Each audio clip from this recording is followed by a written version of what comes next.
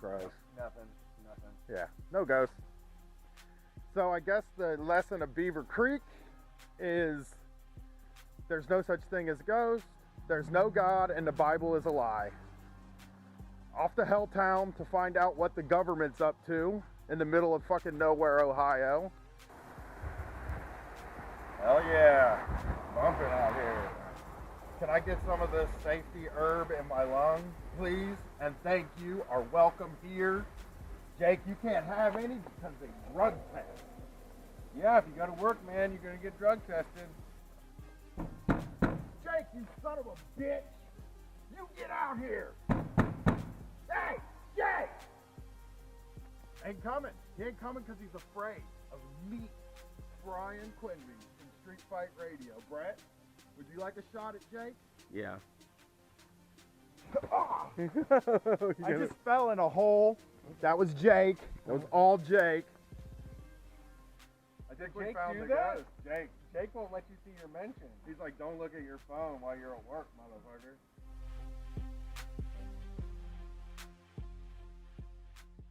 How many times have you gone into work and then looked at your boss and said, what are they doing? You ever think about the levels at a job, Brett? Of course, the people on the very bottom. What do they do? Usually clean. Yeah, and then there is the people just above them. They're the ones that do the second hardest job at the place, right? Deal with customers? Yeah, that sort of thing. And then there's another level above that, and that's the manager that's in the place. Now let's think about what comes after that, right? You might have a guy named like Glenn that comes to your office every 6 months, and you have to lay out the red carpet for Glenn. Think about what the person above Glenn does. Jerry is the person above Glenn, right? Okay. His job is basically going to lunch, right? Yeah, powerful meetings, Yeah. shaking hands real hard. We're gonna go up to the CEO now. The people that sit around a table and who knows what they're doing? Nobody knows what they talk about. Playing cards. What connection does that person have to what you do and what the customer gets? It just seems like you could really chop like 5 or 6 levels off of any job and the company would still run perfectly. Think about your job. Now imagine your manager isn't there. How much smoother would your day run? I mean, how many of you work a job where you don't even know who the fucking CEO is of the company? That means they're absolutely useless. They're parasites. They're on the top, getting most of the money, sending their kids to private school, driving the fanciest cars, and they can't make a sandwich. Every new level of hierarchy is more money coming out of your paycheck. Unions are fucking great because it's not HR. You need solidarity with the other workers. We need to use that and exercise that. You and your other workers are the most important people at that company. I mean, hell, the way I think about it, maybe you don't get a union at all and you just take the whole company away from the bosses, and that's called a co-op. For the almighty dollar, everyone's a slave. Cause what's the point of doing shit if you ain't getting paid?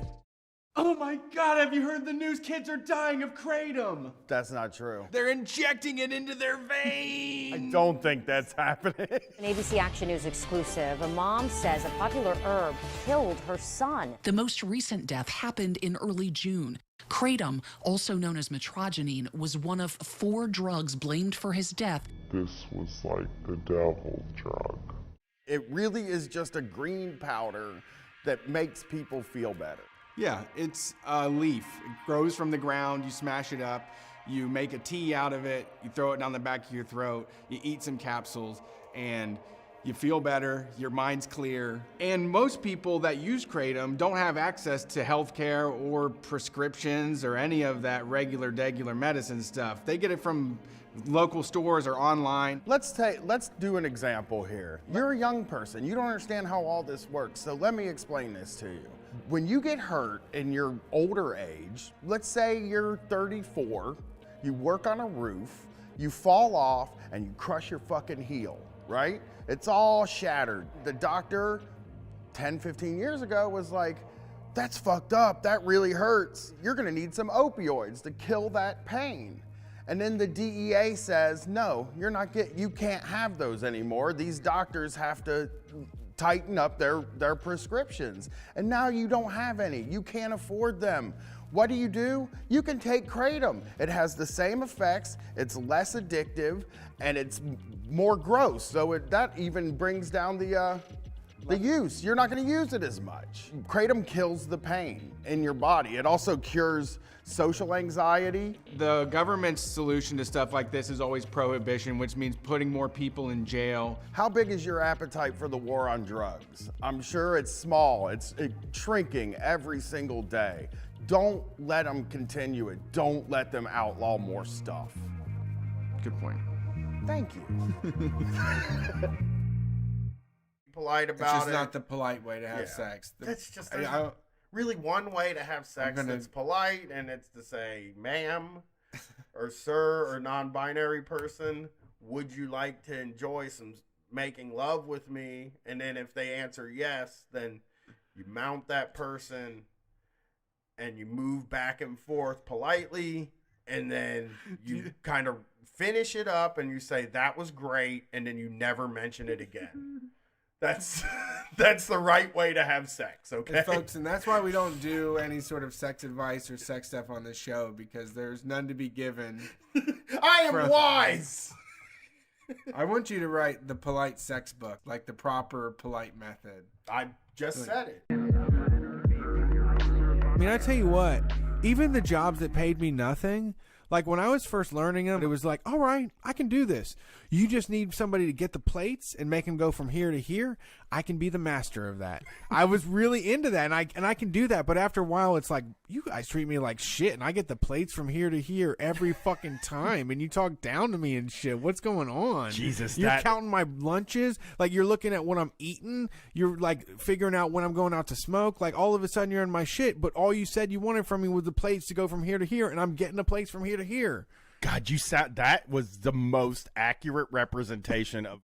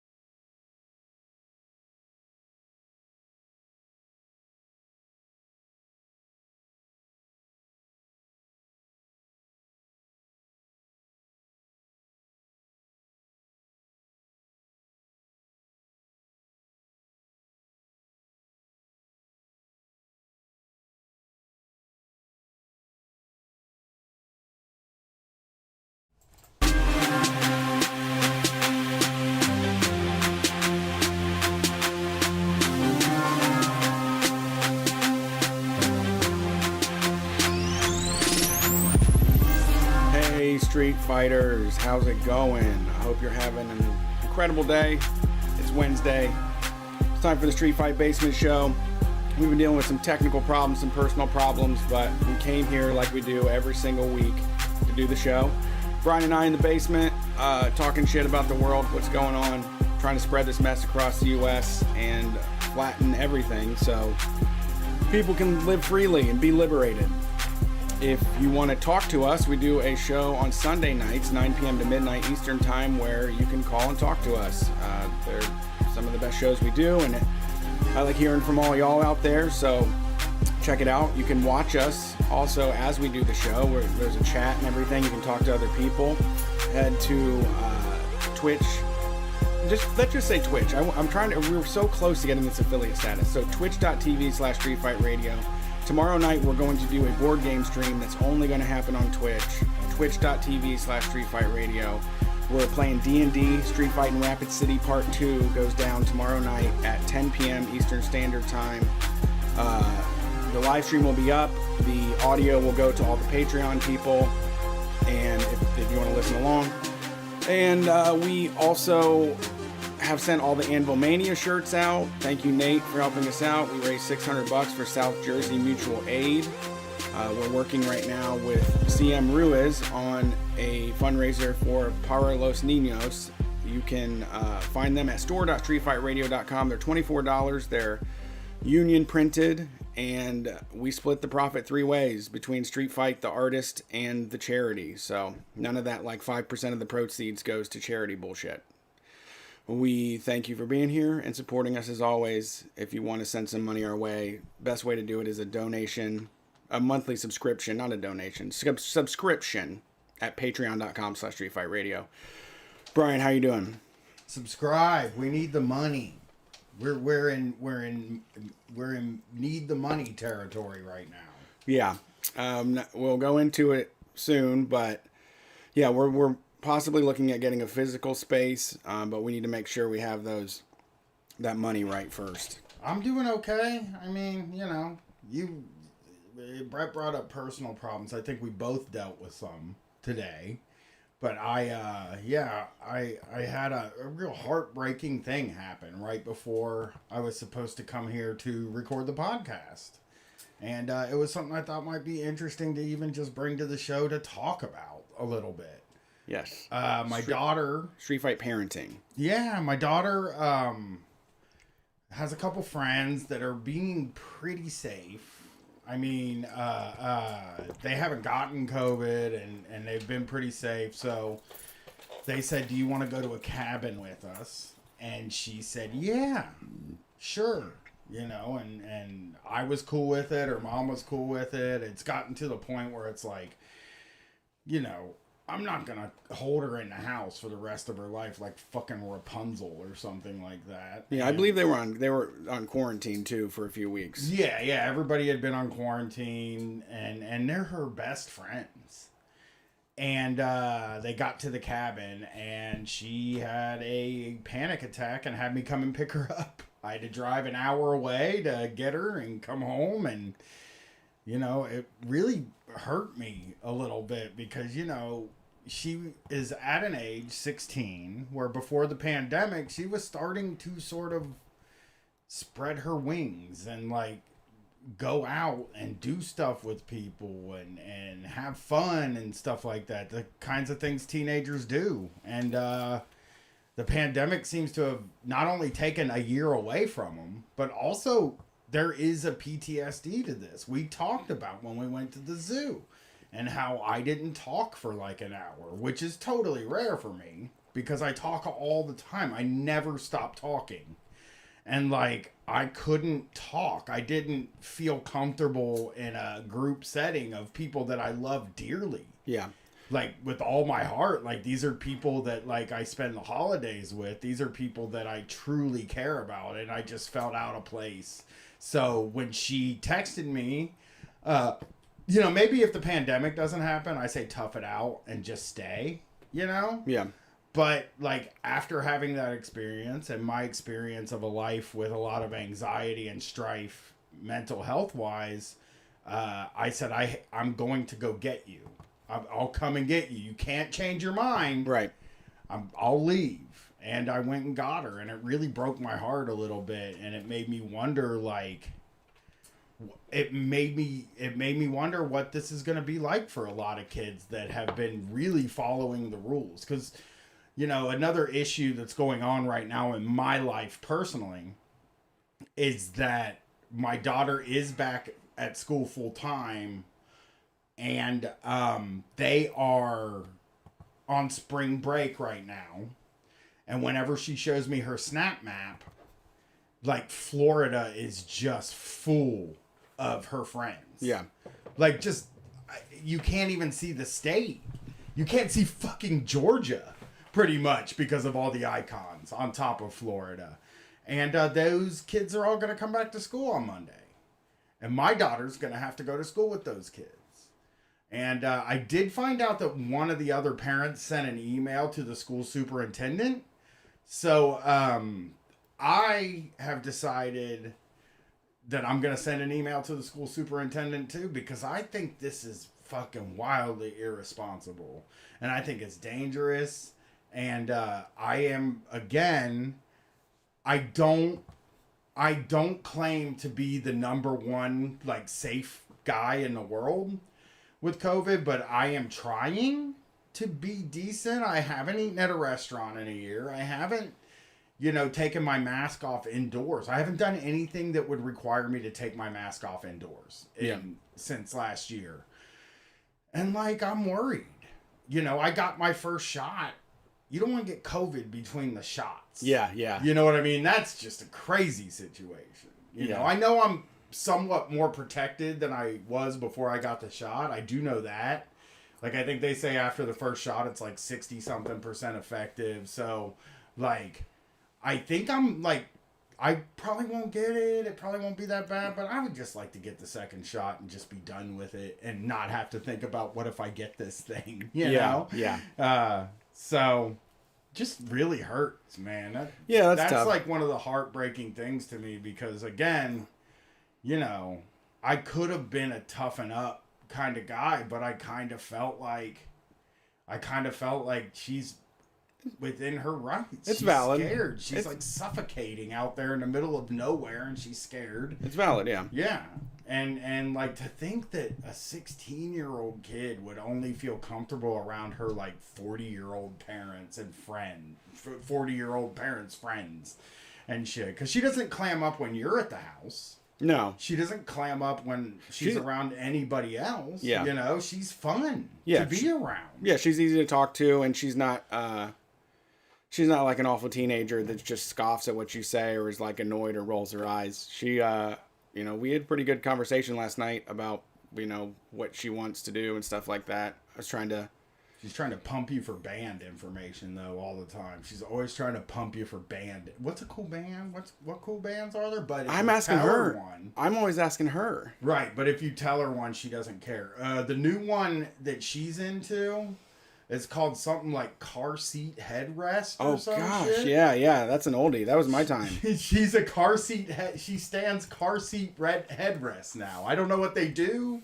I don't know what the music sounds like. I should have played it. I got her she's getting into sleigh bells now too, because I've gotten really into Treats by Sleigh Bells. I think it's like maybe the best album to ever wake up to. Oh, like, really? To get up and get going in the morning, you fucking turn that thing on and it sounds like you are just being assaulted by noise. Concert. It's like waking up in a stadium. Yeah. Chugga chugga jow jow. You're just like, fuck.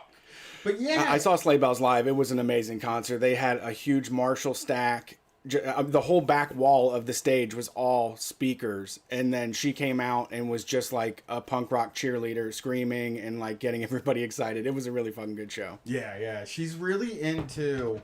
It was funny because she's never expressed interest in the Grammys until this year, and then this year she's like, the Strokes won a Grammy this year. They're like one of my favorite bands. And I told my friends at school, like, oh, I really love the Strokes. They're like one of my favorite bands. And her friends were like, whoa, I've never heard of them. You know, that's kind of cool. You know, you're edgy. And then she posted it on TikTok, and everybody was like, I've been like the Strokes. Yeah. Like, that's not cool. You know? Yeah, I mean, they're pretty popular. Yeah, they're very popular. I mean, they're Metallica size, basically, I think of them as. So, yeah, that hurt, though. That was tough. So I went and picked her up. She's doing okay now. She was fine when she got in the car. She was kind of crying a little bit, but, like, she seemed like she had covered up. But I can't ever... I don't think it's going to be possible for people our age or even people in their 20s to understand what is happening to teenagers right now. I just don't think we any of us have a frame of reference for what their lives are like. I think that's fair, yeah. Yeah. And I mean, even littler kids, but I think little kids are more malleable. Yeah. Like they will adjust to the times and then adjust back. But man, you know, they went from one life straight to like another life, and then now they're going to be expected over time to go back to that other life. Yeah. You know, it's not going to be as hard for us, you know. We've been around for a very long time, and we will just, I mean, after, you know, a short adjustment period, we will be ready to breathe in other people's breath and not care. Yep, absolutely. So yeah, that's what happened with me today. Nothing real crazy though. I didn't have I haven't had like a wild week. I've been really low key this week. That's great. I feel pretty good about it, you know. I had a psych appointment and that we didn't change anything, and those are always decent. So like, yeah, I think I'm coming out into the springtime. Jeez, I'm so glad to hear this. Yeah, I'm coming out into the springtime, Brian. Spring mode. I don't want to rain on your parade or anything, but I do suggest, now that you're in the early times of the weather being okay, while things are going good and you got it together, figure out how you're not going to tie your happiness to the weather. It's not gonna happen. You have to figure out something else besides that. I should try that, but I just love the weather. I love it when it's warm. It's great. Yeah. Amazon's voting on their ballot proposal and putting out on their union, and they're putting out some pretty wild stuff. Bernie Sanders went down there. Yeah, Nina Turner too. Did you hear what the Amazon... Oh, before I get into the Amazon talk, I got my singlet in the mail today. You did? Did not put it on. Because I had to explain it to my wife. Does it look sporty? I didn't take it out. I'm too embarrassed to even take it out of the package. I can't believe I ordered it. I can't believe I ordered a wrestling singlet. And then I was like, so I got that in the mail. I will fuck around with it probably tomorrow. Yeah, just put it on the Street Fight bill as like product testing. You can like do you can do like a YouTube review of wearing a singlet to walk 60,000 steps in one day. Put it to the test. It's funny because I wasn't like hinting at this, but the singlet came in the mail, and I looked at my wife because our daughter was gone when I got home, and I was like, "Hey, I got a wrestling singlet in the mail," and she was like, "Yeah." I was like, "Yeah, you want me to try it on?" She was like, "Oh, I haven't showered or anything yet." Like, she thought... I'm not ready to be pinned right now. Yeah, she thought I was trying to get sexy in my wrestling singlet. Yeah. So funny. No, I put on a baseball uniform. What? I put on a baseball uniform before. Like the pants and everything. Yeah, that's weird. That's weird. It was that was really funny to me though, because it's like I wouldn't try to turn you on with a wrestling singlet. That wouldn't be it worked my move. But now it worked. Yeah, she was receptive to it immediately. Yeah, now it sounds like she wants me to turn her on with a wrestling singlet at this point. Like now it feels like if she would have been showered, she would have been going nuts for that. Right. You know? Right. She's like, I'm going to give you cauliflower ear.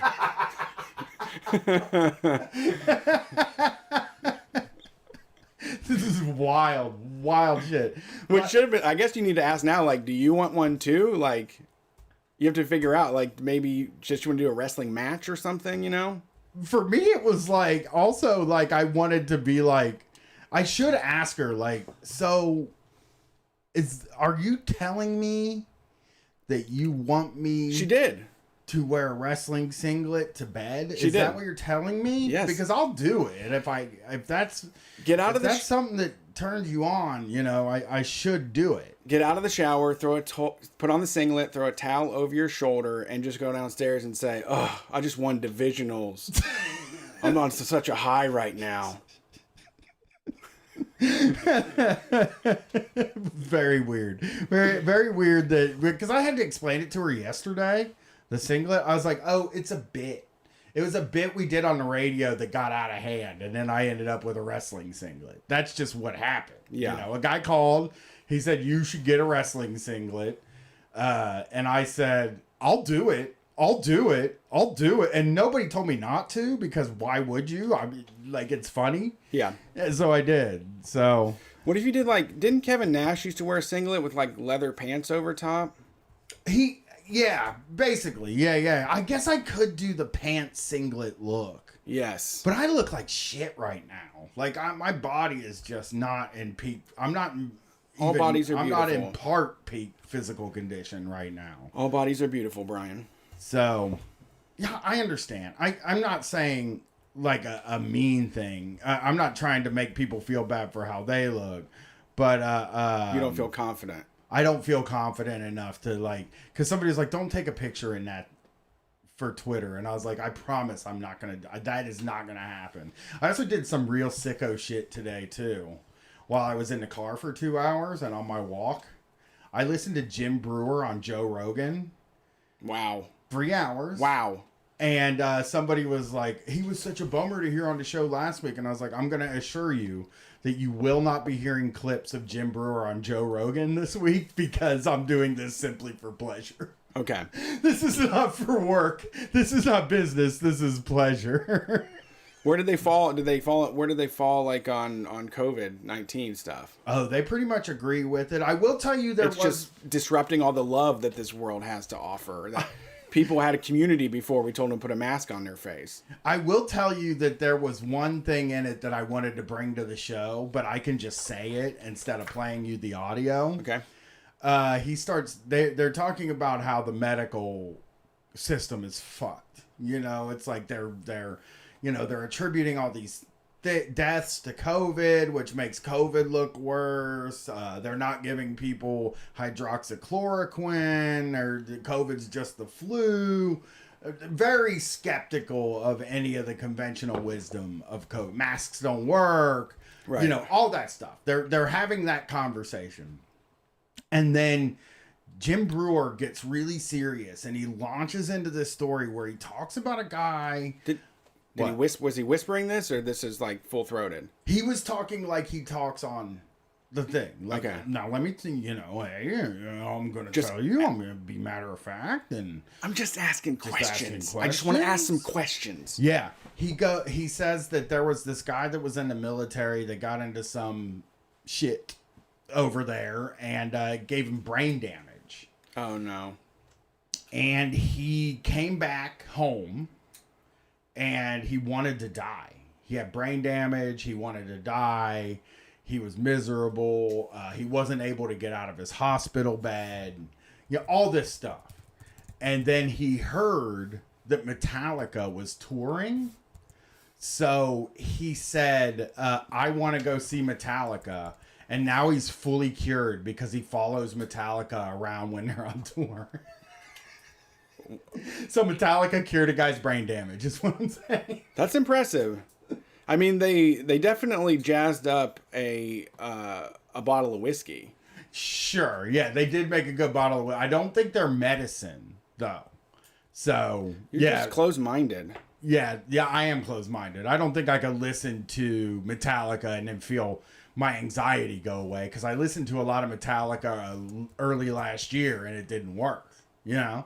So, I mean, maybe they cure like more hardcore like things, you know, maladies. Yeah. Maybe if I had cancer, Metallica would cure it. But yeah, that was. They also said that a lot cures of my malaise, but not my brain damage. Yeah, they also said that a lot of the COVID deaths were like people who were told they had COVID but probably didn't really have it, but then convinced themselves that they have COVID, and that's why they died.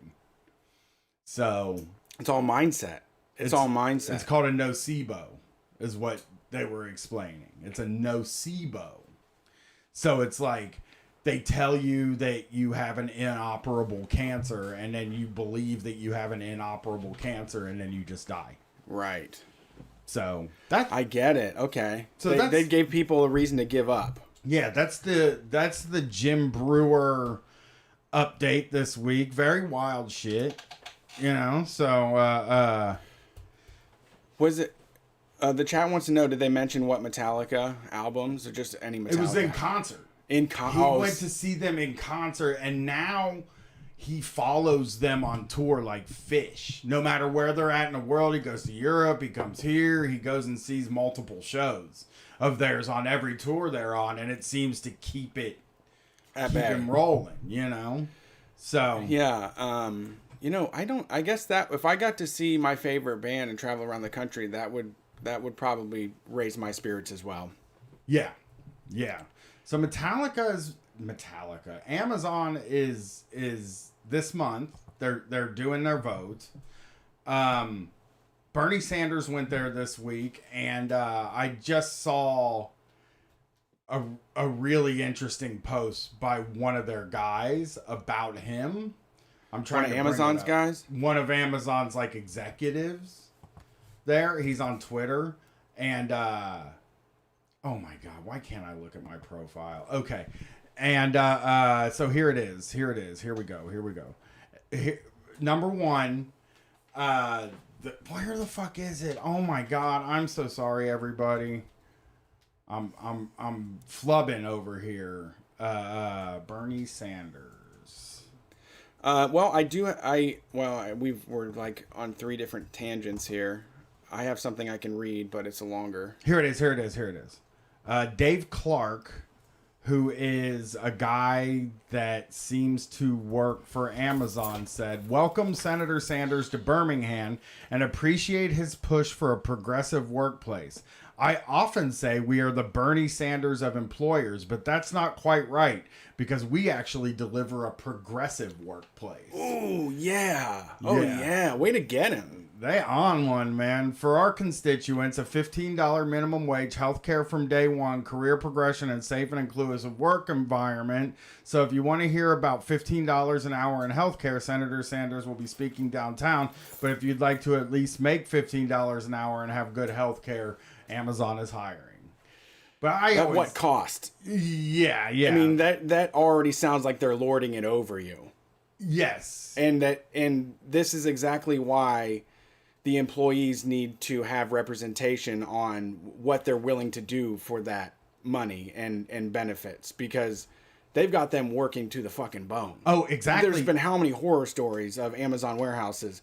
So they get by just paying $15 an hour, but at what cost? But they actually also just made they're making the employees, the drivers, sign stuff to allow them to use biometrics data while they're working. And if they don't sign the contract, then they get fired for it. So they're going to be collecting your biometric data. I don't know what biometric data is, but like, I don't want them collecting it because it has the word bio in it. Yeah. You know what I mean? That's my biology. Like, it just feels like that's my biology. So the other Amazon thing is from Amazon News. Mark Pocan, I don't know who he is, said paying workers $15 an hour doesn't make you a progressive workplace when you union bust and make workers urinate in water bottles. Yeah. This is a representative. And Amazon News replied, "You don't really believe the peeing in bottles thing, do you? If that were true, nobody would work for us. The truth is that we have over 1 million incredible employees around the world who are proud of what they do and have great wages and health care from day one." How dare you insist that our employees aren't pissing in toilets? This guy's never had that job. As soon as I heard that, I'm like, I've come close. I've peed in bottles before. Like I know what that's like. Yes. I know. I've worked at distribution centers for online places, and you have to do the numbers, and you have to do it all the time. Yeah. And they, I mean, the thing is, like, they're saying there's no law, there's no rule there where you have to pee in a water bottle, which is probably true. They probably don't have that written down in the employee handbook, you know. But the thing that they're sidestepping is that their brutal metrics cause people to have to pee in a fucking water bottle. Which, by the way, you're probably going to want to get a Gatorade or a vitamin water bottle, actually, because they got wider lips, you know. Yeah, Seprotect size hole openings. I've actually never peed in a bottle in my life. What? Never, not once. How? I don't know. I knew this guy. I did know this guy. Oh wait, I did. Never mind. The crazy, yeah. At the cable company, sometimes if it was really an emergency, I would go back in the back of my van and pee in a cup or a thing, and then dump it out on the driveway. Yeah, I think the biggest lesson you learn is, like, you try to pee into a 20-ounce bottle, and then you start, like, panicking as the thing just fills up. Yeah, you start thinking, like, how much ounces do I usually pee? And it's like what you're thinking before. If I'm peeing in a bottle, it needs to be 2-liter or milk jug. Yeah, that's what I would like to have. You know, I use the big Starbucks bottle, the Starbucks water cup, the venti cold cup. it Okay. is plenty of space for a PP.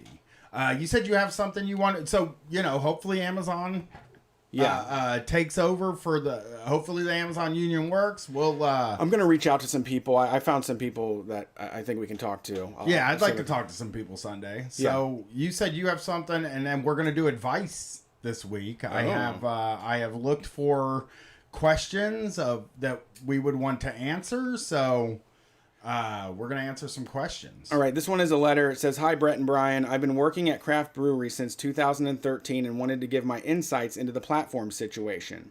I'm currently the lead brewer at a regional size brewery in Boulder. The majority of my experience has been in the back of the house, producing and processing beer. I spent 2 years doing front of the house work and made $8 an hour and was not allowed to take tips at a brewery in Indianapolis.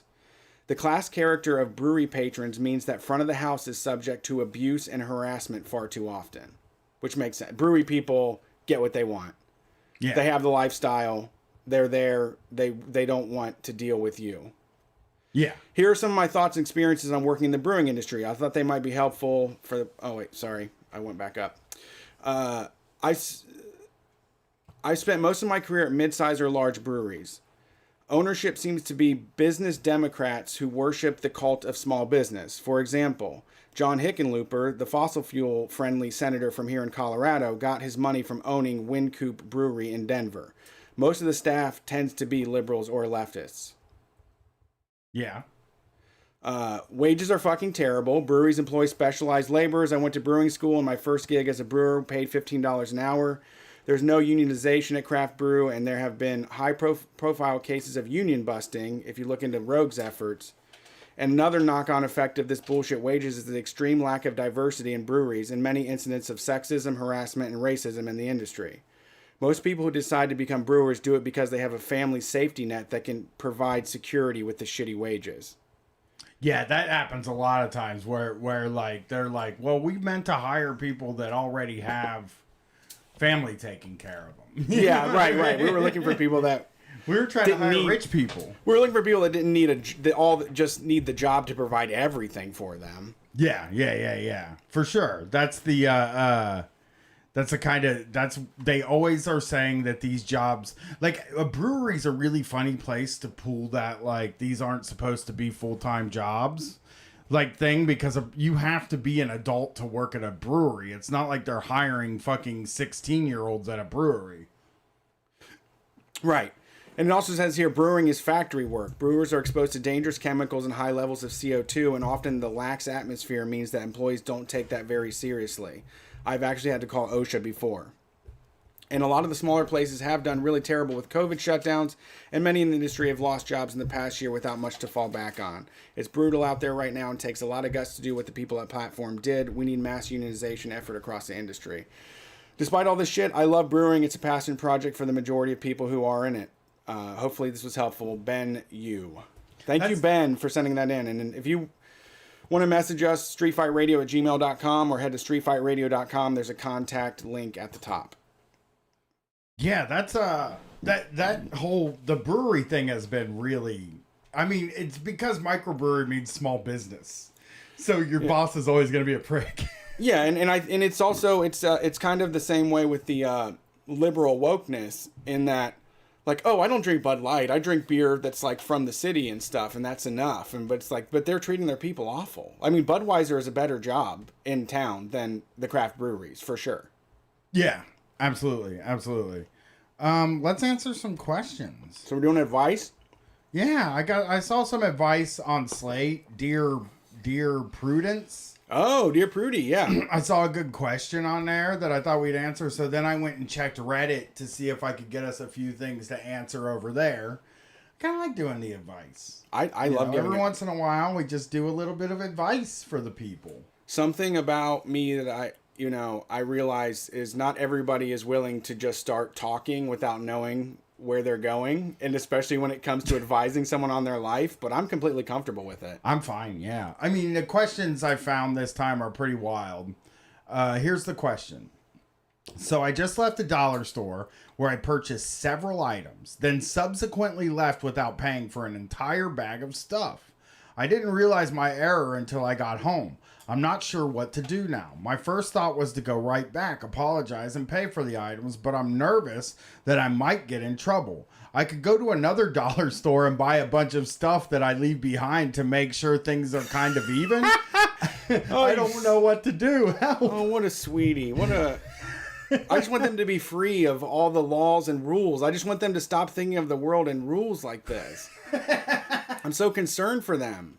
I love the should I just go and pay for a bunch of stuff and leave it there to even things out. That is a very funny way to solve that problem, you know? Yeah. But it isn't a problem really in the end, I think is how I would answer that for him. Yeah, it's funny. It reminds me of this Tony Robbins story that I remember from forever ago where he said he worked with performers that are like their opinion is, I get so nervous. I'm like shaking in my boots. I feel like I'm going to throw up. I don't know what's going to happen before we go on stage. And then I just go out there and kill it, you know? And then other people are like, you know, I'm so nervous. I don't know what to do. I feel miserable and I feel like I'm not going to be able to do it. They don't have the confidence. And this feels like whenever I steal from a place, as soon as you get out of the doors, you feel so much lighter. Like as soon as you leave and you know you got away with it, it just feels like the wind is under your wings, you know? Yeah. Like if I got home and was like, all right, fuck, we didn't pay for this whole bag. But this person spent all of their time thinking that they were going to get investigated for it. Yeah. And you know what though? It's funny, like when I try to like construct their inner life where it's like, what if, can I go back to this dollar store? Do they have me on camera? Right. Stealing? You know, because I'll bet you she thinks that there's mad like security cameras and stuff like that, because that's something people will convince themselves of like crazy. That like there's no place in this store that won't see me on a security camera, and there's somebody always manning those security cameras just like in Las Vegas. And it's like, no, there's usually not. Right. And then in like 6 months, they do the inventory and they're like, oh my gosh, we're missing 500 items at the dollar store. They're not going to investigate it. They're just going to write it down on their sheet of paper and keep moving. I would think that would be funny, though, if the dollar store was just a inherently, like, brutal company that's like, we'll fucking hunt you down. We offer good prices. It's a thin margin. And if people steal from here, it hurts all of you. There's no more dollar store if we let her get away with this. People show up carrying. I saw this the other day. I was at the gas station by my house, and Nationwide Insurance has a really big building in my neighborhood that they just built. And the guy for Nationwide Insurance security was at the gas station, and he got in the car next to me, and the motherfucker was packing heat, dude. He had a gun. He was in his Nationwide Insurance fucking security polo in the Prius that they drive, and fucking guy had a gun with him. I was like, God damn. I'm sure they make people mad. They're probably worried about a rage killer coming in there. I don't ever think about that. I always think about I always wonder, because like a lot of times when I worked in, not Nationwide, I didn't work at Nationwide, so I wouldn't know. But I always think those people are just obsessed with somebody getting in there and stealing information. But I don't think that's like such a huge... No, that's more of a movie thing. They would steal the information from outside of the place. You know, like somebody's not going to come in and take pictures of people's computer screens. Yeah, there's no hard drive to steal anymore. No. Yeah, it's totally unnecessary. I mean, they were freaked about it at the call center I worked at, so much so that, like, you know, sometimes you get yourself in a situation where you got to bring... I had kidney stones, and my wife was kind of carting me around for a period of time when I worked there, just so I could go in there and take my FMLA days and shit like that. And I brought her in with me, and they fucking freaked the fuck out like she was going to see something on one of the computer screens and then sell the identity of the person. And it's like, there's nothing here for her to steal. There's nothing here. You know what I mean? Right. She's just helping me get around for a few days. Yeah, I don't know. this is like where you want to just have some sort of radical training to like that kill the cop inside your head type thing. You know, you want to teach people how to live free of that. I think you want to have like just. I understand. Like it almost feels like it would be great if like we had our own news channel where we could explain to people like that they're at much less risk when it comes to crime. Yeah. Than they like that. Like the level that people think of like the level that people think they're being watched most of the time is much lower than they actually are. Yeah. You know, I read a whole piece on CNN today on CNN.com today about not taking selfies with your vaccination card. Yes. And I was like, I didn't do that. So it's no skin off my back. I wasn't planning to do it anyway. But I wanted to know why. Right. Like, why not? It seems like a decent... I mean, people like to show their shit off. They used to take pictures of their lunch and stuff. A vaccination card is kind of cool. It shows people you're getting it and, you know, blah, blah, blah. Yeah. And when I get in there, and a vaccination card for people that don't know, that haven't, you know, gotten the shot yet, it just has your name on it and what shot you got. And it's like, I can't remember what else is on it, but it's nothing. It is no information, dude. It doesn't have any kind of, it doesn't have any social security number, address. It doesn't have any of that stuff on it, right? And when I clicked into the article, they were like, people will just steal your identity, man. And you know, it shows the lot number of the vaccine that you used. And it shows your middle initial, and people can use that to like start credit cards. And I'm like, what? I mean, why does the lot number of the vaccine that you got? What utility does that serve for any kind of criminal or you're gonna phone call and they're like, hey, this is Moderna. We're calling because you got lot number 4719. Is that right, Mr. Quinby? I need your social security number right now. Yeah, because they also I want to get the article because like it was really weird. It seemed overly paranoid. Now I know we have a bunch of listeners that are probably paranoid. But I don't think it's that big of a deal, is it? The chat. Let's see. Riku. B-Man's in trouble. No. This makes sense. Riku 2K13 says, I thought it was mostly about people photoshopping false vaccination cards, so they can pull your card or something and make a fake. I guess. I know, but dude, that. To me is also not a super risk, and that doesn't come up at all in this article, Brett, at all. Yeah. And also I think that's like, for me, if someone wants to fake being vaccinated, like they're harming themselves. I mean, it is the risk to other people, but you know, we've come to this point now, and America is just going to say you have the right to choose whether you want or not, but people are going to say no, and they can take the risk. That's on them at this point. You know? I want to do this story. I hadn't expected to do it, but I want to do this story because I want you to hear it. I want you to hear this. I want our listeners to hear it. It seems like something that we could use. We could use get some stuff out of. Riku said you're not in trouble, Brian. Thank you, Riku. I appreciate it.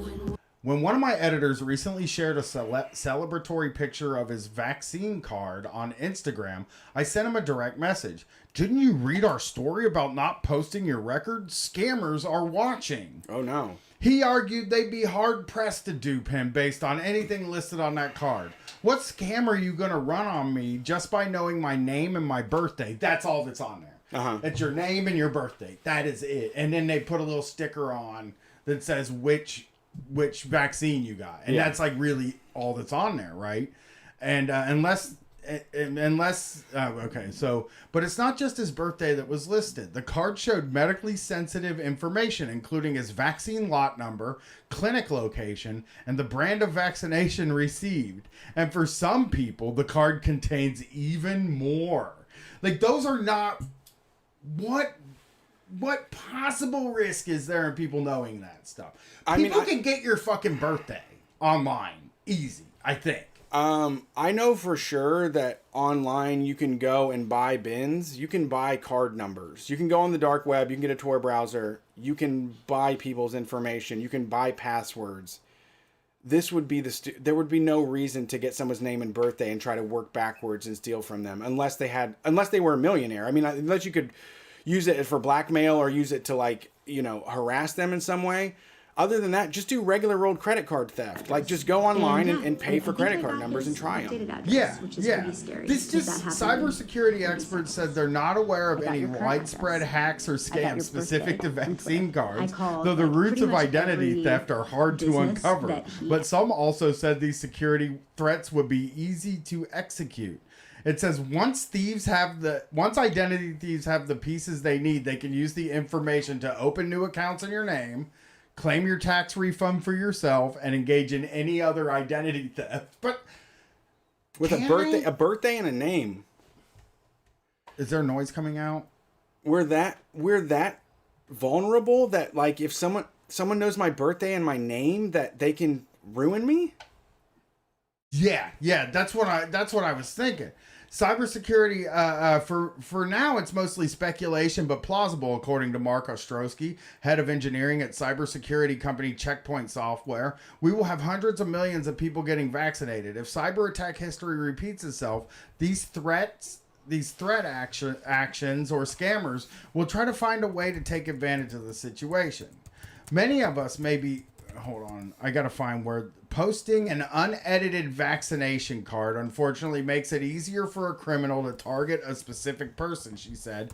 In some cases, a person's medical record number is listed on the card. To gain access to sensitive medical records over the phone, having the medical record number, last name, and date of birth, all of which are listed on the vaccination card, are all I need to authenticate as that individual and gain access to sensitive details. Again, I don't know why somebody would want to look at my medical records.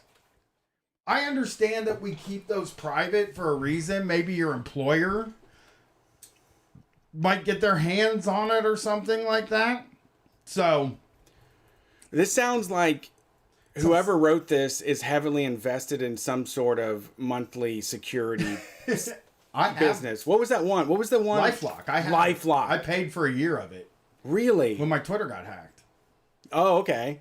I just bought a year of it and was like, I'll just ride this out for a year. You know, the funny thing about it is I never look at it. So you don't know if it's working or not? It's pure useless because you have to look at it to see what attempts have been made. And I just now remembered I have it. Yeah.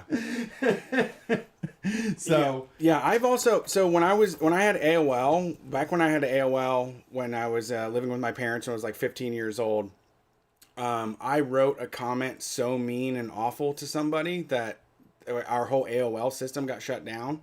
Jesus, Brett. And my dad had to talk to me about it. He sat me down and talked to me about it.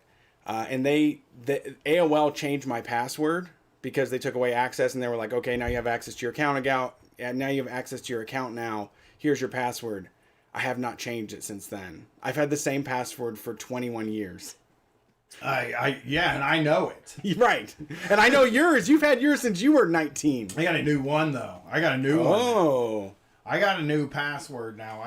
New password just dropped like 6 months ago, but I mean, you'll end up with it at some point. Oh, you might have it now. HBO? Because of HBO Go, I think it might be, HBO Go might be that new password. New password just dropped. But it's a hard password to learn. This one doesn't have anything tied to me. That's good. My new password, there is nothing in it that would indicate that it's me. It actually sounds like a password a 15-year-old kid would have. Because... Well, that's you, though. A 15-year-old kid came up with the password. Oh. So, yeah. Here's another little piece of advice to talk about.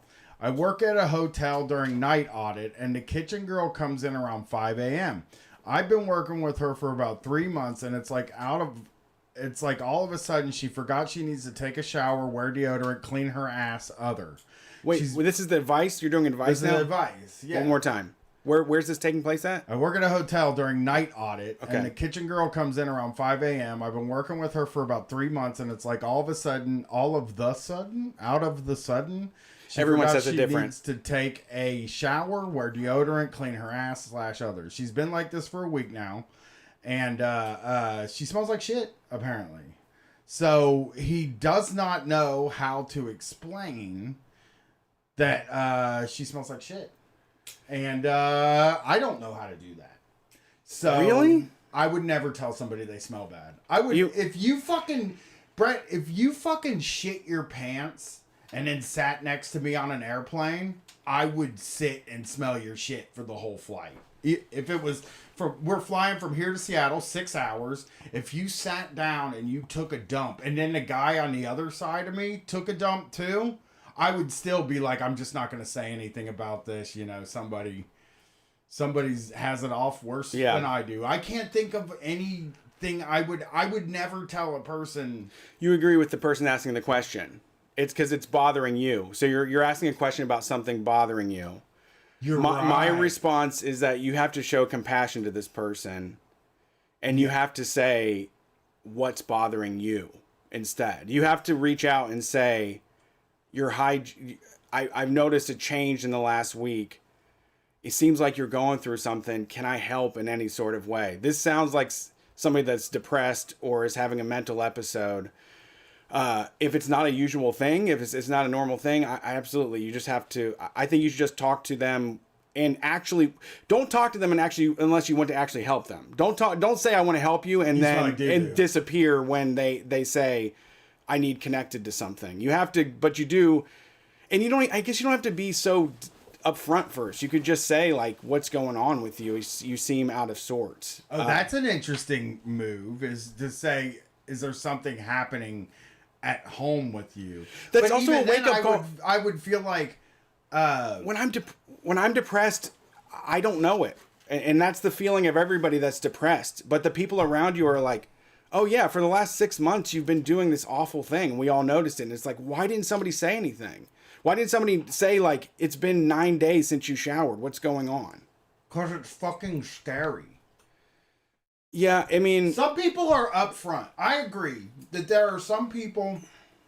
I think what I would say is that some people are very, very upfront and able to deal with conversation better. And I don't think those people understand people that are averse to confrontation.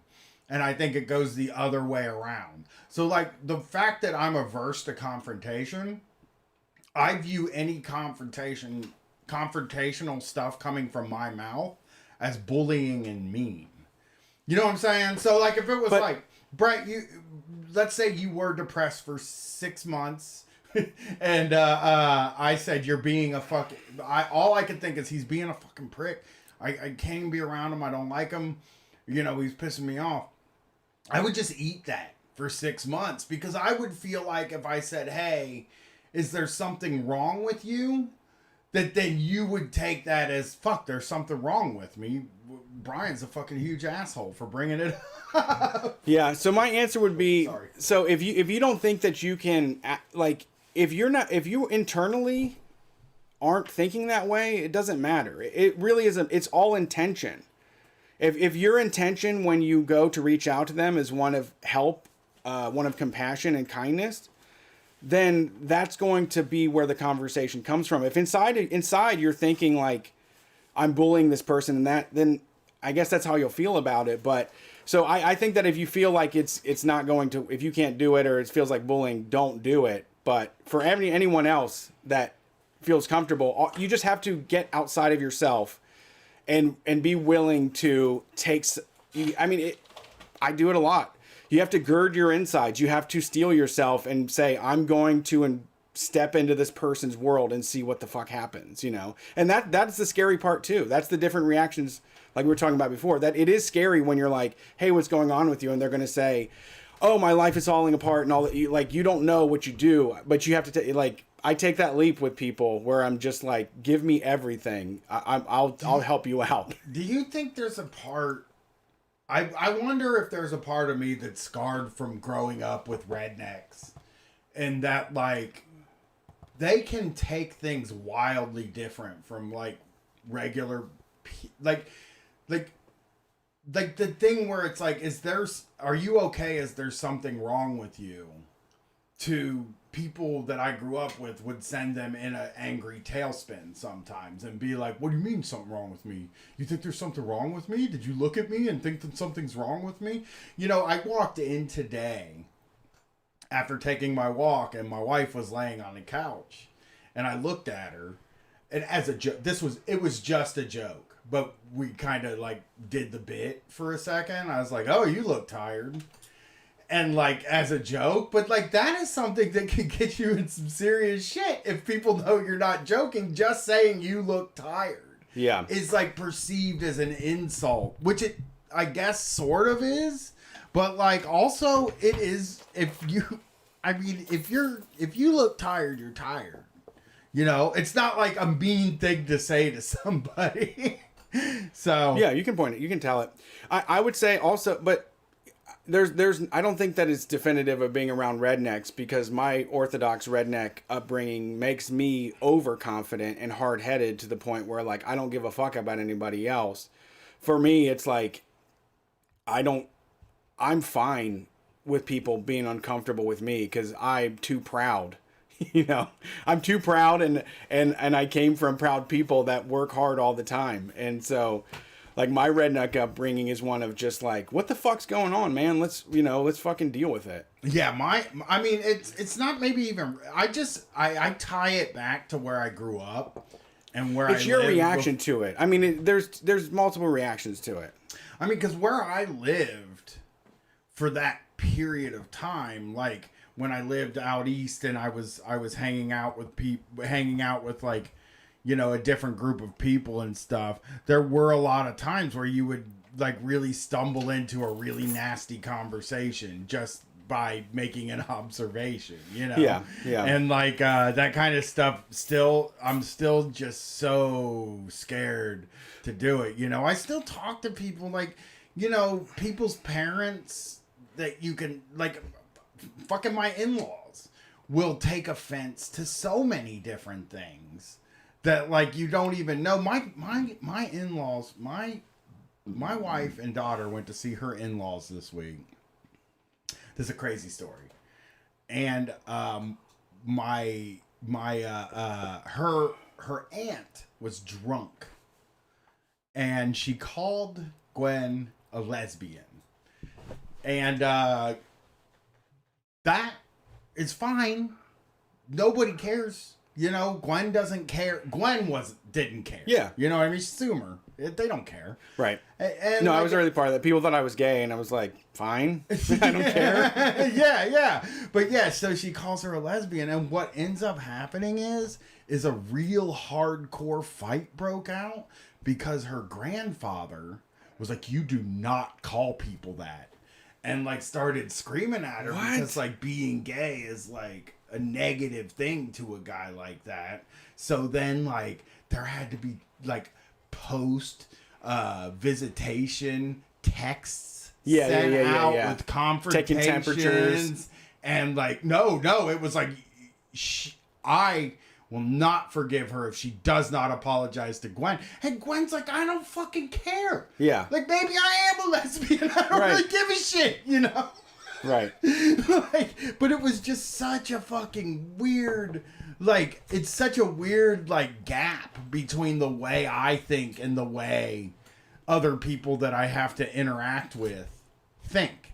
You know what I mean? Yeah. Because, you know. But you know what? Also, side dial in the chat. This is a good one. It says, if someone is defensive, then you can just say something like, all right, well, let me know if you need anything. Like, I think that there's a disarming thing, which I also use a lot, is I don't care if people think I'm stupid. Like, I don't care if the other person thinks that I'm a moron or, like, inappropriate or is mad. I don't mind being a scapegoat. So that makes sense to me, too, where you're just like, all right, well, I guess I messed up. That's fine. Just, you know, keep at it. But you can do the same thing. Like, you can get out of it. You don't have, like, if they start to push back, it's like, I just worked with you, so I'm done. Like, I was willing to reach the olive branch out here, but if you're so bad off that, like, you can't take outside input right now, I'll step away, you know? Sure. Yeah. I mean, I can almost never take stuff back. So here we have one that some like I just can't take. That's that, anything, yeah. Ever. I suck. Here's the thing. This one is one that maybe younger people have dealt with, and maybe there are people in the audience that dealt with, and I wanted to kind of talk about it because I think it'll bring up stories from our past, at least. Okay. That would be interesting. I'm 23 female, and I'm looking for an apartment. I'm about to get more hours at work, so I'm not sure after taxes exactly how much I'll be taking home monthly.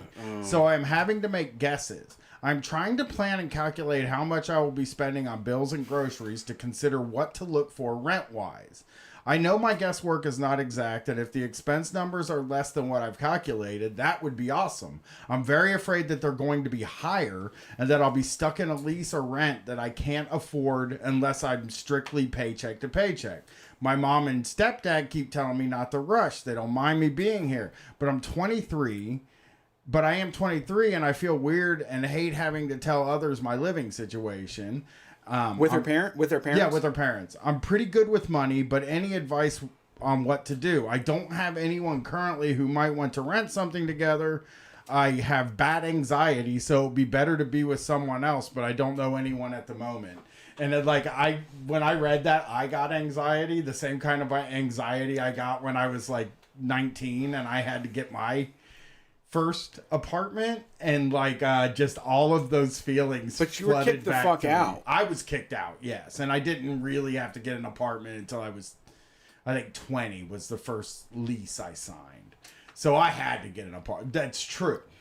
But like I just remember thinking like I'm never going to be able to move out of my parents' house because there's no way I would ever want to give somebody $1,000. You know what I mean? Yeah, I don't. This one's too simple.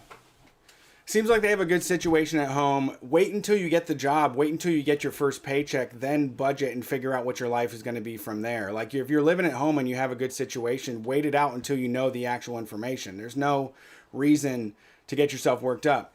Now for me, I was Splitsville as soon as I graduated high school, 2 weeks afterwards. And that's quick though. That's much quicker than normal. As soon as I knew I wasn't gonna get in trouble as soon as I knew I wasn't going to jail or the state couldn't do anything to me, I was fucking gone. And like my answer to somebody that doesn't have a parent that they can stay with is that you're 23, so you rush into a situation where you overcalculate how much you have. You don't realize how much it costs to keep you alive. You'll get evicted, you'll lose your money, you'll whatever it takes, but that's how you learn. That's how you learn. Like you make a bad decision and then you fucking learn from it. I mean, and listen, we complain about it a lot on this show, but I'm 42 and I still live paycheck to paycheck, and it's not like the worst thing that can ever happen to you. Yeah. You know, at least you're living with money. You know what I mean? Paycheck to paycheck is better than no money. Yeah. You know? Let me tell you this. The weather's gotten nice, so I put my daughter's trampoline up. Now, the first time I put the trampoline, I took it out of the box and I looked up a video and I watched instructions on how to do it. Before it started snowing, I took the whole damn thing down and I thought I had cataloged in my mind how to do it. But 2 days ago, I went to go put the fucking trampoline up and I put it together wrong 3 times. I had to pull every single spring off of that fucking trampoline 3 times. There's like 100 in some of them. Yeah. Now, I am not the kind of person that said, oh my gosh, I'm going to have to put up a trampoline in 2 days and I don't know if I'm going to be able to do it. I just ran right into it, made a whole bunch of problems for myself and figured it out along the way. I feel that cautious people, folks that even ask these type of things, you're going to be fine. You're already thinking ahead. You're thinking more ahead than every other person that has made this decision and fucked it up. Yeah, I mean, and I almost feel like moving out of your parents' house is like the hardest thing you do in your life. I think like the first time you move out of your parents' house is going to be the hardest thing that you're going to have to handle. I don't think so. Really? I think a lot of us are just dying to be adults and to get away from our fucking families. Not everyone, but I mean, I don't feel that. I don't think a lot of people are like me. I think a lot of people were like, I'll just stay until I feel fine moving out. I know a lot of people that were there into their 20s, and like I don't look down on that or anything like that. I just see it as like that person is more careful. They maybe have a higher tolerance for their parents than I do. But if you do the numbers, there's a lot of awful, shitty fucking parents, and I don't think that it's universal that people would stay at home. There's no reason. Parents are not good. They're not universally good to me. No, I don't think they're even close to good. But I think most people, I do feel like if we were playing the percentages, like 75% of people love their fucking parents and are fine with. I think I agree. I'm really the smallest amount of people that are like us. I think most people are bad, though. I think most people are doing an awful job as being parents. I don't think that I think we're a dysfunctional fucking society. I don't think that people are. I think people are in. There's people that are in way more extreme financial situations that create a lot of fucking trauma. But goddamn, I think there are people that love their parents. Rich ass fucking people love their parents. Suburban people and shit. I think broke people love their parents too. That's I think true. Suburban people love their parents. I think all. I feel like. I would say 75% is a real generous number because in my mind, people that love their parents are like the only, I am like I'm like a 1%er in people that don't care for their parents very much. You know what I mean? No. Like it feels like everybody I know except for you is like fully on board with how cool their parents are. Yeah, I don't know. The people I know that's just people I know, and that's not like a indication of anything. But I even talk to people online that love their parents, and like I see these people with these like really wonderful relationships with their parents, and I feel out of the loop on that. Like I feel like that's something that I don't have, and that most people have. I mean, maybe that's where some of my anger comes from. Yeah, it's something I got deprived of. I would say my opinion, I do think there is a problem with young people these days that see Instagram and see the get motivated people that watch social media and think that people are buying houses by 25 and people have it all together by 25. And I would love to take advantage of I would love to have the opportunity to live at my house until I was 25. Like I didn't know, I was not grown. I didn't know anything about life. I didn't know about working. I didn't know about budgeting. I didn't know about bills. So I don't think you should feel bad, I don't think you should have anything in your life together until you're 30. Like I think at 30, you know better, but in your 20s, I don't think you should be down on yourself for where you're at all. But even when I was, I graduated in 2002. And there still was a lot of pressure of you need to get it together. You need to have a salary. You need to have a degree. You need to have a house and all of that. But it's untrue. And look at the statistics and tell you that people don't live that way. Just the extremely privileged live that way. I kind of wasn't even really together until I was like 39. That was when I started. And I'm not all the way together now, but I'm much better than I was before then. I feel a lot more stable now. But I mean, fuck, even in my 30s, I was like, I don't know what the fuck is going on. You're a late bloomer. It's like, it's maybe not even late bloomer. It's just that don't have the ability to function as a adult, I guess, in a way. Or that's a lot of us too. Late bloomer in that, like, maybe it's also just like I wasn't taught how to function as an adult. I didn't see a lot of examples that were aspirational. Mm-hmm. Like I didn't look at my parents and say, God, I want to be them. Right. And I think that's a shortcut that some people have, where it's just like you see your parents, you're like, God damn, that's what I want to be. I want to be like them when I get older. It will be great. And it's like I didn't have that. I didn't have any adults that like I identified with or wanted to emulate, except for like guys in heavy metal bands and shit like that. Yeah. So like it was just kind of like I didn't even have an example for what my life could look like in the best case scenario. Like my idea, I've talked about my idea of the best case scenario for me, like what my aspirational goals were. And it was to work at a place like a record store or a jewelry store, live in a 1-bedroom apartment, and be allowed to like watch porno on my living room TV. Yeah. Basically, and smoke in the house. That was like that's what I thought my adult life was going to be. That's what I thought, like, well, I will be perfectly successful if that's what I get. You know, there's no wife, there's no kid, there's no house, there's none of that stuff. You know, I don't know.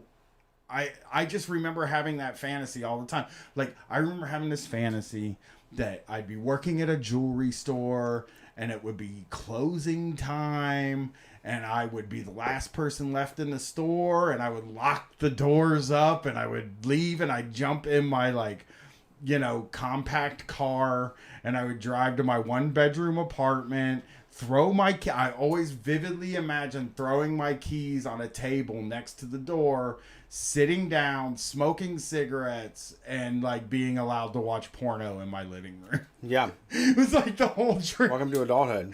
Yeah, that's what I thought it was, dude. That's what I thought it was. It was crazy. It was crazy. That's what teenage me thought it was, you know? Yeah, we don't do a lot of we don't do a lot of education on what life is like in our system. It's mostly just like be the best, go to college, and otherwise you're gonna fucking have to suffer. And you know, those ideas that I had at that time probably were directly like ripped off of like 22-year-old guys that I had met just in the course of my life and like partied with and stuff. There was a cook at that I worked with that was in his 30s, and he lived beneath his means. He made like $14 an hour and had an apartment, and it was like clean and together. It wasn't like a shithole like mine, and it like going over there felt like something like, all right, eventually I think I can wrap it together and just have like a calm, comfortable place that's mine. But for now, I'm a complete degenerate. Yeah, for now, there's ashtrays that haven't been emptied in 6 days. Yeah. And then right next to it is a Mountain Dew can that also has ashes in it. And like a bong. And I'm watching, like, you know, back then you couldn't marathon stuff. So I'm watching Friends every week or whatever, the X-Files. Dude, I remember my filthy ass fucking apartment and then the sound of my car getting repoed. I remember like just looking around, everything was in shambles, and then I heard them taking the car, and it was just so, I just felt so hopeless about anything making sense. Like how bad was, I lived in a really nasty place, Brett. Like I had a 2-bedroom garden apartment, but it was brand new. Like I was the first resident. Me and my buddy Zane, who listens to the show, were the first residents in this apartment. And we moved in, and it was pretty clean. The carpet was white. Why do they do that? I don't. It wasn't white. It was like off-white, but it was. They very make it bright. I think they make it light so that they can hold it against you on the security deposit. For sure. They can point out stains and shit. And then so they redid the asphalt outside of the apartment in the parking lot over the course of the year that we lived there. And, you know, none of us took our shoes off. And then we were tracking that tar through the house. So the carpet just had had like boot prints everywhere. Black boot prints. And we had a TV that had to have wire hangers, because our cable got disconnected so fast, dude. The first time I signed up for cable, I signed up for all of the channels, and also ordered both wrestling pay-per-view companies' pay-per-views, WCW and WWF at the time. I ordered both, which is $30 a pop on each one of those. And it was turned off in 2 months. Yeah. I always got pissed at my parents growing up because they wouldn't get all the channels. And I'd be like trying to watch something. I'd be like, oh, everything I want to watch is on Showtime. And I'd be like, come on, man. What's the point of having cable if you're not going to get all the channels? Well, my cable was we would always turn on the cable and they would have a 1-800 number that you were supposed to call. So it would always be yelling at my parents like, because that was the first bill to go. Oh, like yeah. everything else is important, but the cable is like fucking read a book or do something else. They're the quickest to turn it off too. I don't know if people know this. They but don't like promise to pays. Yeah, the cable company turns you off quicker than anybody because it's one of the other companies have to jump through some sort of a hoop. Right. You know, back in the day, like landlines, they had to jump through hoops to be able to turn off the phone. They had to jump through hoops to turn off, right, gas, electric. Turn off the like heat that. in the winter, shit like that. Yeah, but for cable, they don't. You can just turn it off because it's a luxury. Yeah, I mean, I remember months at a time. I remember trying to pay for cable and then eventually saying like, we're not cable people. Like I remember telling my girlfriend at the time like, I don't want to pay this bill anymore. We've just racked up $400 in back charges and we haven't even been getting a fucking service. So we're DVDs now. We're DVDs and books. That's what we do. There's no fucking cable anymore. What about internet? Well, yeah, absolutely internet. Yeah, so but go to somebody. Yeah, I mean, I fucked a different company. Yeah. Oh God, yeah, I did that a lot too. But there was only one company when I moved out, so you couldn't sign up with the other next company. So like, it was just like, yeah, I'll have all the channels because it seems pointless to have cable and not have all the channels, not knowing how much those channels cost. Yeah, those premium channels are not cheap. Like, it's like $15 a month to have HBO. Yeah. At the time, which was then added back to it. Huh? It's back to the same price. Like YouTube I know. TV, Sling, all of that is the same price. I remember I had a conservative buddy back in the day that was like, you know, you're complaining about your cable bill. You want everything to be a la carte, but you're going to be paying $10 to everybody around town. You're going to be paying $200 a month instead of just paying for cable. Yeah, that's what the cable company would say too. They were right. They were actually right. Yeah, because you would get a bundle. They would be able to bundle the prices. Now, yeah, you're paying for, God, I gotta Disney, think Hulu, I pay Netflix. $150 a month in streaming service charges. I have to think that at the and I don't pay for YouTube TV. Street Fight does. Right. That doesn't come out of my money, but I think I have Hulu, Netflix, Paramount Plus, HBO Max, Disney Plus, and what's the other one I have? CBS All Access? Amazon. CBS All Access is now Paramount Plus. Oh, gotcha. So that's what it is. And I think the family is starting to warm up to Discovery Plus now. And I'm like, we're not getting it. It's just, that's not happening because there's nothing on there I want to watch. I think the rule in the house now is going to be if all three of us don't have something on the service, we're not getting a fucking service. That's going to be the rule. Because it's just kind of like, I'm not going to get a service for two of us or one of us. You know, all three of us have to be like, I want stuff on this service. Because to tell you the truth, I could cancel Netflix now if I wanted to, and if I was allowed. I'm not allowed to cancel anything. Do it. You should. When I first started Street Fight, if you'll remember, people that have been around since the very beginning, I was going through this with canceling cable. They wouldn't let me cancel cable. They just would not let me do it. I would say, we got to cancel cable and just get the streaming services. That's going to be cheaper. We just get Netflix. And that's fine. I didn't have any idea I was going to end up starting to pay for Hulu. And it was going to end up being $16 a month. And I was going to have to pay for HBO Max. And it was going to be $16 a month. I mean, I feel like it's hard for me to tell if I have access to more stuff than I did when cable was out. But I do think... I think the best thing I can say for it is that I value the time I watch TV now more than I did when I had cable. Mm-hmm. And you know, my wife is the total opposite way. She watches YouTube TV all day. That's it. She doesn't care. She just wants something to be on the TV.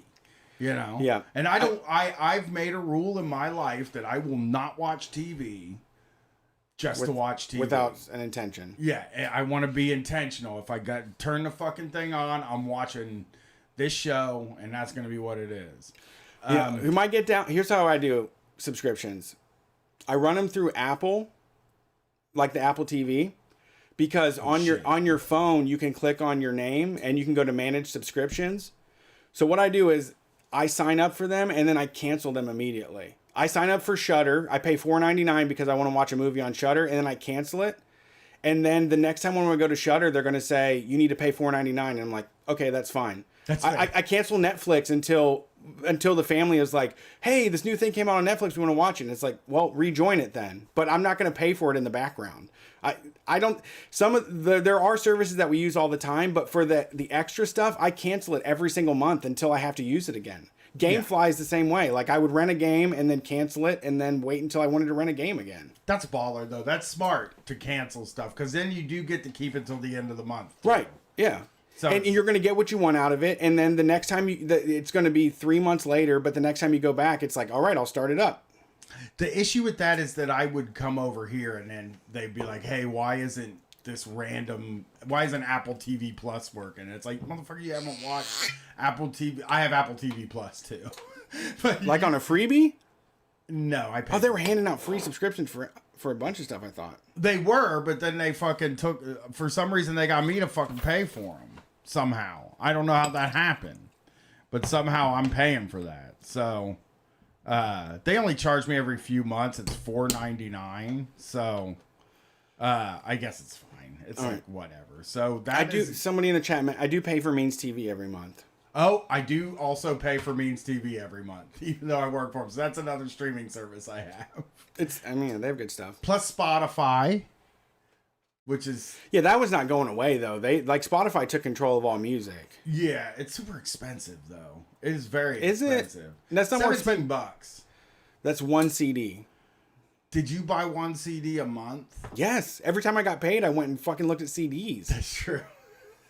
As soon as I had money. I didn't buy a CD, but that's not even true at all. Constantly. DVDs, though, I didn't. Actually, that's not DVDs, true. I didn't. I bought mad DVDs. I'm a renter. I'm always a renter. I'm not an owner. I'm very fickle about things. There's nothing I'm going to want to own forever. DVDs, yeah. Owning DVDs seems like the craziest thing in the world to have. Like, to me now, it's like, so I'm going to buy Spinal Tap and I'm actually going to want to watch it again a second time. I mean, fuck, I had movies that were still in the shrink wrap. Yeah. Because I just got them because I thought I wanted them and I didn't. Let's do one more here. How do you professionally tell your boss you're not going to do something? Ooh. Not being insubordinate, but I'm not traveling, especially during a pandemic. That's a maybe. I hate to say this. I think this is an occasion where you have to be ready to quit, and you just got to go in there for my money. You just got to go in there and say no. I'm not going to do it. You said the word. I am not traveling, especially during a pandemic. Like, that is what I would say to them. But then in the end, they might tell you that your job depends on it. Like, that might be something that comes up in this situation, I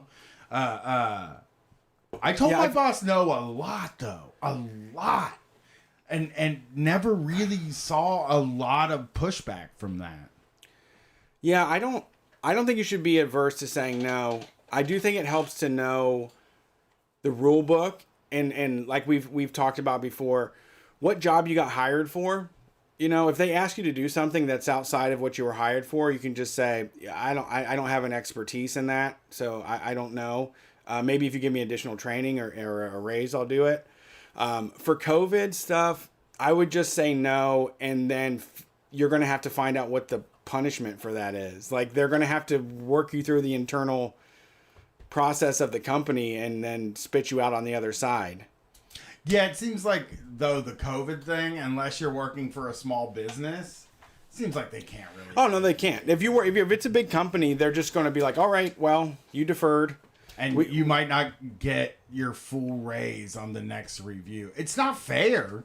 I'm not saying it's a job they want you to fly. If it's a place that's willing to pay you money to fly somewhere, they have a lot invested in you. But you probably are going to be on the shit list too. I don't know. I could see a small business like sending you to like a Tony Robbins convention or something, like one that like they're trying to motivate their employees and shit like that. But I think you're right. Probably if the job is flying you somewhere, you might be okay just saying no. But I mean, flying really, jobs. The people I know that have flying jobs, the people that I know that have jobs where if you move, they will cut you a check to pay for moving expenses. You can usually go up to them and say, "No, I don't want to do this." Yeah, really, you just say no. Like you need to be able to say no to your boss. Like that's just, I know that that's not part of the hustle and grind mentality, but like I said no all the time in my career. And sure, I don't still work somewhere, but I did work at places. I worked at a call center for 2 years. I worked at a cable company for 7 years. I worked at like Chuck E. Cheese for 13 months. Like I had jobs for long periods of time, and I somehow got through, and I said no a lot. Yeah. Yeah, and there's lots of suckers that will do it instead. People love traveling for work. Yeah. It's just, people will do it. There's so many people that want to do it. This is like we talk about all the time, like being the bad employee at work is like, you can be the curmudgeon. Like, don't fuck it up, but if you're known as the curmudgeon at work, but they don't want to let go of you, then enjoy your position. Yeah, yeah, that's true. That's the show for this week. We'll Thanks see for you listening to tomorrow Street Fight. tonight. Yeah, we're doing the D&D stream on Thursday night. You're probably hearing this as it's coming out, but or it's over. Twitch.tv/Street Fight Radio. You'll be able to watch the replay of it as well. So if you're into that, follow us on there. We'll be doing those streams. We're working with Katie. You can follow them at twitter.com/Ms. M-I-Z Moxie Cotton. They're also a great TikTok follow as well. My name is Brett. My co-host is Brian. Thank you for everybody in the chat. You all are wonderful. Shoop and Alf Dwelly and Kudzu was in there. Psychic Gasoline. Everybody. Rib Crib. These names are just fucking blowing my mind. My name on Google is Brett Payne. I didn't like pick something else that was like sounded cool. Yeah. But we will see you on the internet. That's where we're at. And then we're taking calls this Sunday. Peace.